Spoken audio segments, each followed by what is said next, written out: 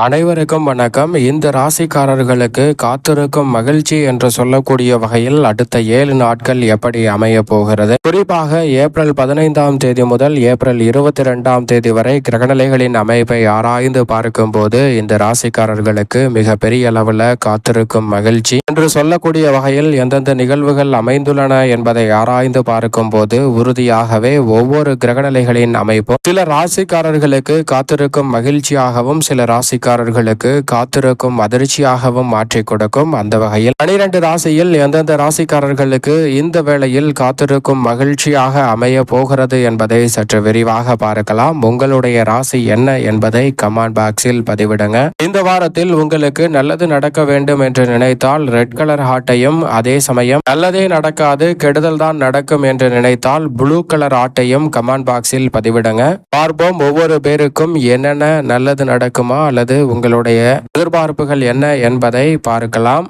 இந்த வாரத்தில் இந்த ராசிக்காரர்களுக்கு காத்திருக்கும் மகிழ்ச்சி என்று சொல்லக்கூடிய வகையில் எந்தெந்த நிகழ்வுகள் அமைய போகின்றன, அதற்கு முன் கிரகநிலைகளின் அமைப்பு எப்படி இருக்கிறது என்பதை ஆராய்ந்து பார்த்தால் முதன்மை கிரகமும் உஷ்ண கிரகமுமாக இருக்கக்கூடிய சூரியன் உச்சபலம் பெற்று வரும் அற்புதமான வாரமாக இந்த வாரம் பார்க்கப்படுகிறது. இந்த வாரத்தின் துவக்கத்திலிருந்தே சூரியன் உச்சபலம் பெற்ற அமைப்பில் வலம் வருகிறார். நவ கிரகங்களிலே உஷ்ண கிரகம் என்று சொல்லக்கூடிய சூரியன் உச்சபலம் பெற்றிருக்கும் இந்த வேளை என்பது அதிரடியான மாற்றத்தை நிச்சயமாக ஏற்படுத்தி கொடுக்க போகிறது. இந்த மாத இறுதியில் அக்னி நட்சத்திரம் துவங்குகிறது. அக்னி நட்சத்திரத்தில் சூரியன் அதீத பலத்துடன் இருக்கக்கூடிய தருணமாக பார்க்கப்படுகிறது. எனவே தற்போதிலிருந்தே உச்சபலம் பெற்றிருக்கும் சூரியனின் அமைப்பால் உடல் ரீதியாக உஷ்ண சம்பந்தப்பட்ட பல பிரச்சனைகளை சந்திப்பதற்கான சாத்தியக்கூறுகள் உண்டு. எனவே உணவு பழக்க வழக்கங்களையும் நீர்ச்சத்துக்களை அதிகமாக எடுத்துக்கொள்ளக்கூடிய விஷயங்களிலும் கூடுதல் கவனத்துடன் இருந்தால் சிறப்பான நல்ல பலன்கள் அமைவதற்கான வாய்ப்பு அனைத்து ராசிக்காரர்களுக்கு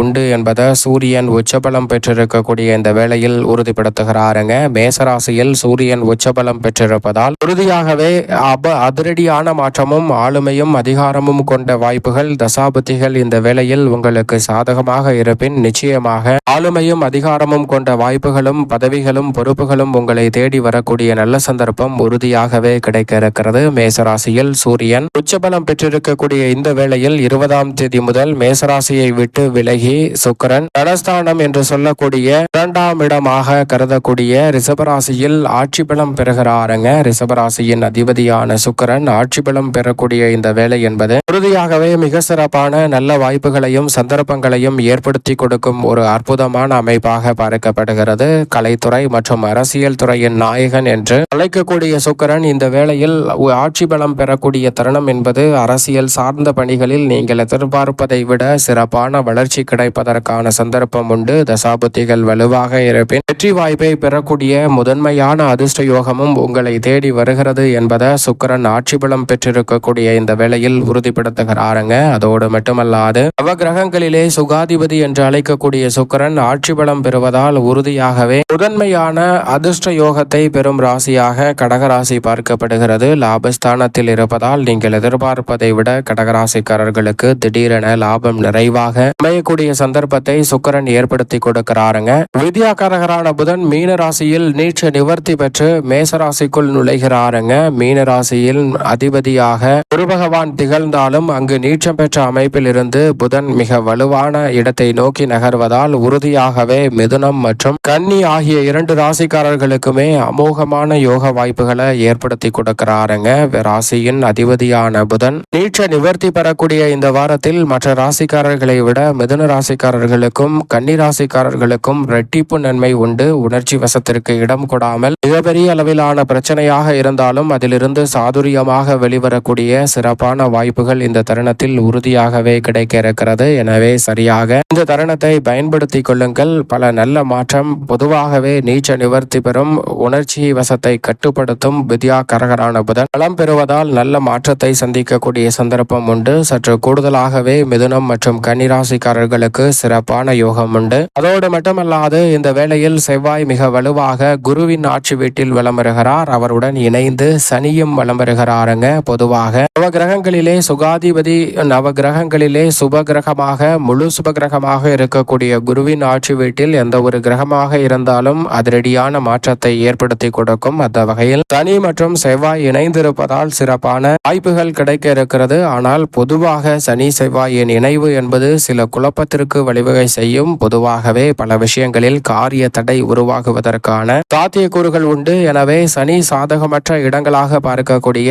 ஏழரை சனி, ஜென்ம சனி போன்ற இடங்களில் இருக்கக்கூடிய ராசிக்காரர்கள் அதிக கவனத்துடன் இருக்க வேண்டும். அந்த வகையில் பார்க்கும்போது மேசராசி, சிம்ம ராசி, கன்னி ராசி, கும்பம் மற்றும் மீன ராசி, தனுசு ராசி ஆகிய ராசிக்காரர்கள் சனி மற்றும் செவ்வாயின் சேர்க்கையால் சற்று கூடுதல் கவனத்துடன் செயல்படுவது நல்லதாக பார்க்கப்படுகிறது. ஏனென்றால் முயற்சிகளில் குறுக்கீடுகள் வரலாம், மனக்குழப்பம் அதிகமாக ஏற்படுவதற்கான வாய்ப்பு இருக்கிறது. மற்ற 6 ராசிக்காரர்களுக்கு இந்த இணைவு இருந்தாலும் பெரிய அளவிலான பாதிப்பு இல்லை. காத்திருக்கும் மகிழ்ச்சியாக நீங்கள் எதிர்பார்க்கக்கூடிய பல சுப நிகழ்வுகள் சிறப்பாக கைகூடுவதற்கான நல்ல சந்தர்ப்பத்தை சனி செவ்வாயின் சேர்க்கையானது ஏற்படுத்தி கொடுக்கிறது.